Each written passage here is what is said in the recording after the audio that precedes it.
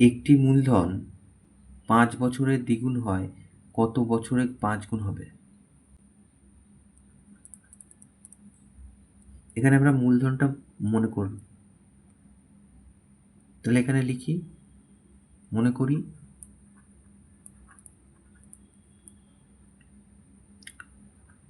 মূলধন x টাকা।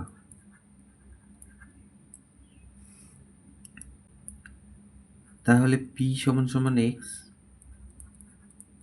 p মানে হচ্ছে আসল, যেটা মূলধন।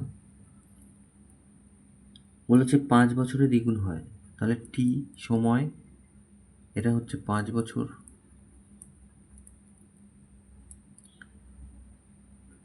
এখানে i মানে হচ্ছে সুদ, সুদটা কত হবে? বলেছে 5 বছরের দ্বিগুণ হবে, তাহলে সুদে মূলে দ্বিগুণ হচ্ছে, তার থেকে আমি যদি মূলধনটা বাদ দিই তাহলে এটা হচ্ছে সুদ। তাহলে এখান থেকে আমরা বার্ষিক সরল সুদের হারটা কত সেটা বার করব, সেটা আমরা জানি না। তাহলে আমরা জানি কি? আমরা জানি এই i গুণ 100 বাই পিটি, এটাই হচ্ছে আর। তাহলে বা আর সমান সমান i এর মান হচ্ছে x গুণ 100, p এর মান হচ্ছে x গুণ t এর মান হচ্ছে 5।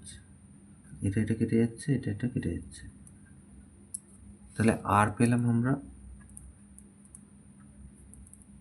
20। তাহলে এবার পরে বলেছে কত বছরে 5 গুণ হবে। তাহলে মূলধন সেই একই রকম x টাকা, t মানে আমরা জানি না,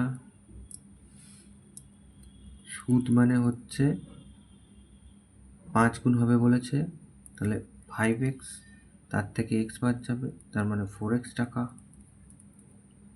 সেক্ষেত্রে আর সমান সমান হচ্ছে ওই একই হবে 20। তাহলে এবার লিখি আবার, আমরা জানি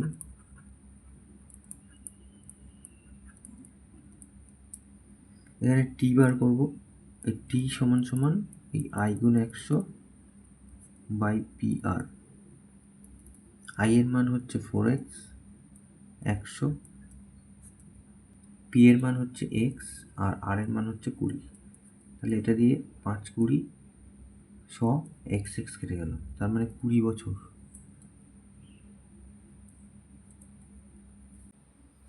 তাহলে উত্তর হলো 20 বছর। তাহলে 20 বছরে 5 গুণ হবে, এটা উত্তর।